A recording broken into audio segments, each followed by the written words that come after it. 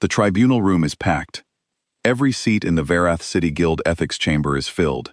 Analysts in pressed suits, board chairs, guild-licensed executives with their names on plaques by the door. They are here to watch a man be erased. The man in the center chair, wrists resting loose on the table, is Sael Vorn. He is 27. He has black hair, calm dark eyes, and a gray coat that's seen better days. He is not nervous. He is not angry. He is watching. At the far end of the room, behind the raised panel, sits Executive Director Caden Vuel. Tall, immaculate, the most powerful licensed analyst in the city. His guild, the Aurelius Syndicate, controls 60% of Varath's licensed financial contracts. When Caden Vuel raises his hand, markets shift. When he points at someone, they disappear. He is pointing at Sael. The evidence is irrefutable, Caden says, and his voice is the kind of quiet that fills rooms. He doesn't have to speak loudly. Everyone is already listening. 340,000 in redirected contract fees, falsified audit trails, 7 counts of licensed misconduct. He lets the numbers sit. Sael Vorn has been stealing from this organization for 2 years. The board murmurs, nods. Sael says nothing. The chief adjudicator leans forward. Mr. Vorn, you've had 4 weeks to prepare a defense. You've submitted no documentation, called no witnesses. Do you have anything to say? Sael looks at him. No. Someone in the back of the room exhales. It sounds almost like a laugh. The verdict takes 8 minutes. Guild analyst license, revoked. Registry status, blacklisted. Reapplication eligibility, none. The adjudicator reads it in a flat voice, like reading weather. Caden Vuel signs the order without looking up, and the room begins to empty. In the corridor afterward, the last thing Sael sees before he pushes through the double doors is Nella Kare, standing at the far end of the hall, her coat already on, her eyes already somewhere else. She doesn't walk toward him. She doesn't have to. They both already know. Caden's office sent her the documentation 3 weeks ago. She read the numbers, and she believed them, because the numbers looked right, because Caden had spent 6 months making sure they looked right. Sael pushes through the doors. The city air hits him cold. He has no proof, no contacts willing to go on record, no license, no access to the registry systems where the proof would even live.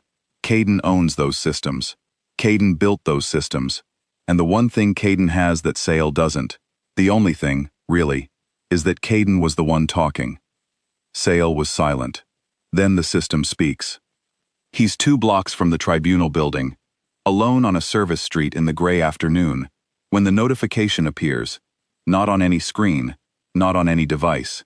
It appears the way certainty sometimes does, quietly, behind the eyes, complete and immediate. Sael reads it twice. Then he reads the archive count, 63. 63 lies, slanders, fabricated charges. Every word Caden's people spoke against him.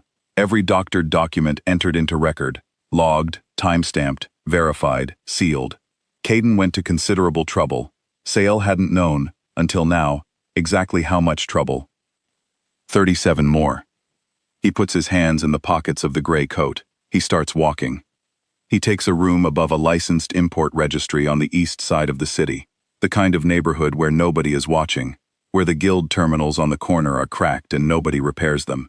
He pays cash for a month. He buys a second-hand workstation and sets it up on the table by the window. He doesn't apply for reinstatement. He doesn't petition the ethics board. He doesn't contact Nell, or any former colleague, or a lawyer. He doesn't go looking for Caden either. He already understands the system now, has understood it from the moment the archive initialized.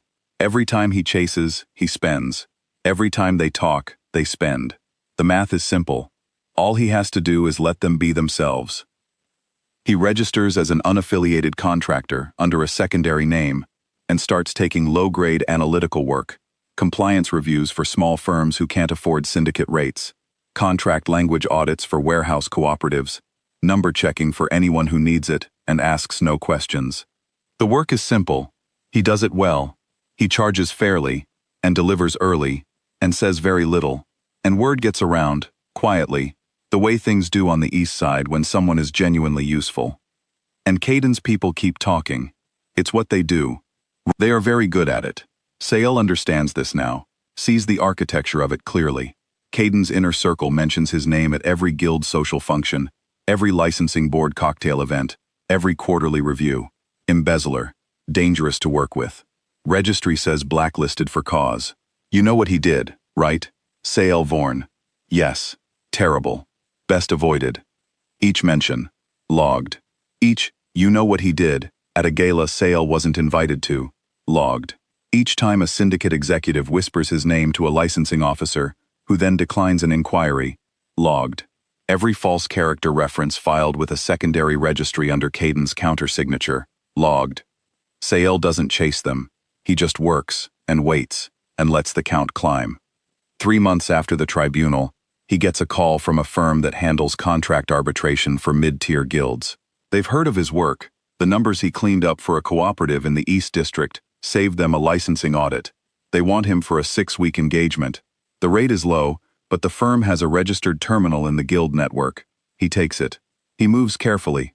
He pays attention to which names appear attached to which lies in the archive. Not just Caden, but the 7 witnesses Caden had bought at the tribunal, the compliance officer who signed off on the falsified audit trail, the adjudicator's clerk who expedited the blacklist filing 4 days faster than standard procedure should allow. Every name is in there. The archive doesn't editorialize. It just records and seals and waits.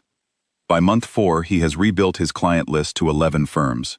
By month 5, he has enough standing to attend a regional analyst convention on a guest pass. He walks in, does his work, shakes 2 hands, and leaves before the keynote. The keynote is delivered by Caden Vuel, who talks for 40 minutes about the integrity of the guild licensing system and receives a standing ovation. Nellie is in the audience. She doesn't see him. He doesn't try to be seen. He is, by this point, very calm. He has always been calm.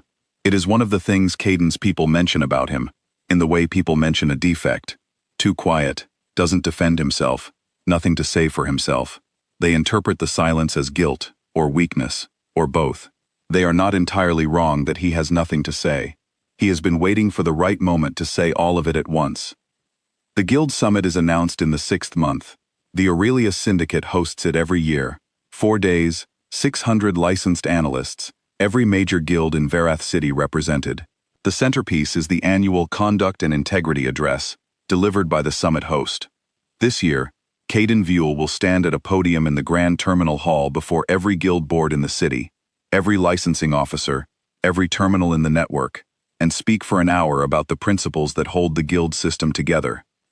Every registered guild terminal in Verath City will be live linked for the broadcast. Sael applies for a summit guest credential through one of his client firms. The credential is approved. He takes the gray coat to a tailor and has it cleaned and pressed. He arrives at the Grand Terminal Hall on the 2nd morning of the summit. The room is enormous. Vaulted ceilings, polished stone floors, rows of registered terminals along every wall running the live feed, 600 attendees in their seats. The syndicate's banner hangs from the rafters. Sael takes a seat near the back, in the guest section, and folds his coat across his lap. Caden takes the stage to applause. He is, as always, immaculate.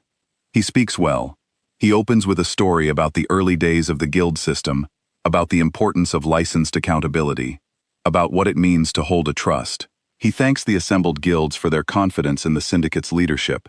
He references, briefly, the rigorous internal review process that maintains the syndicate's ethical record, the review process that, last year, successfully identified and removed a bad actor before he could cause further damage.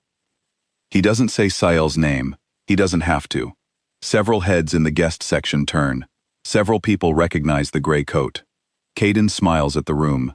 When the system works, it works because people have the courage to name what is wrong. Every terminal in the room changes at once. Not to static, not to an error screen, to a document. A clean, formatted, time-stamped archive, sealed with the Witness Sovereign Classification header, above evidence/unclassifiable. 100 entries, Caden's name at the top. Every lie, every fabricated record, every bought witness statement, every false filing, each one dated, sourced, and cross-referenced with the original document in the guild registry, with Caden's countersignature on each one. The room goes very still. The terminals on every wall are running the same feed. The live broadcast link, the one connected to every registered guild terminal in Verath City, is carrying the same document. There is no administrator intervention because the broadcast origin isn't in the terminal network. It's classified above the network, and the network has no command that addresses something above its own registry. Caden stares at the nearest terminal screen. His lead counsel is on his feet in 4 seconds, moving toward the AV control panel. The panel doesn't respond. 3 syndicate executives are on their earpieces. Nothing is responding. The document is just there, stable and complete, on every screen in the hall and every screen in the city, and it has been there long enough that people are reading it. The archive includes the tribunal records with Caden's personal annotation files attached, the planning documents. The dates on the annotation files predate the charges by 8 months. There is a line in one of them that reads, "Use the audit trail, it's cleaner." Caden wrote it. The archive has it sealed and verified. The room doesn't erupt, it gets quieter. That particular quality of silence that falls when something has already happened and everyone is simply catching up to it. The board chairs nearest the front are leaning toward their own screens. The licensing officers who manage the city's renewal records are pulling up their own copies on handheld terminals, cross-referencing. One of them stands up slowly, as though he's not quite sure yet what the appropriate speed is for what he's looking at. Another is already on a call. Caden speaks one more time, just his name, into the microphone, beginning to say something that will never quite form into a sentence, and then his lead counsel is at his elbow, head bent low, and Caden stops. Sael stands. He puts on the gray coat. Nell is 3 rows ahead of him in the guest section. She has been reading the terminal nearest her for 2 minutes.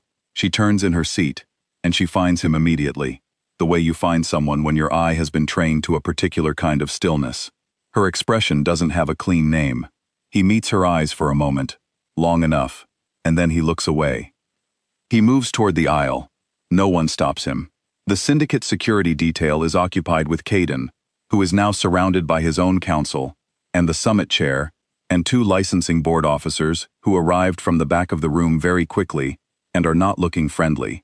The legal process that follows will be long and complicated and ultimately predictable. The archive has everything, in an order that requires no interpretation. He reaches the exit and pushes through the door. The city outside is cool and bright. His footsteps are quiet on the stone plaza. Behind him, through the hall's tall windows, he can see the terminals still running, the document stable, unhurried, just there, doing exactly what it was built to do. Sael reads the last line and almost smiles. He didn't say anything at the tribunal. He didn't have to. He wasn't building a defense. He was building a case. And the only thing it ever needed, to become complete, was for Caden Vuel to keep talking. He kept talking. All 100 of them did. Sael turns up the collar of the gray coat and walks into the morning, and the city hums around him, and somewhere behind him, every screen in Verath is still lit up with the truth he never had to say out loud.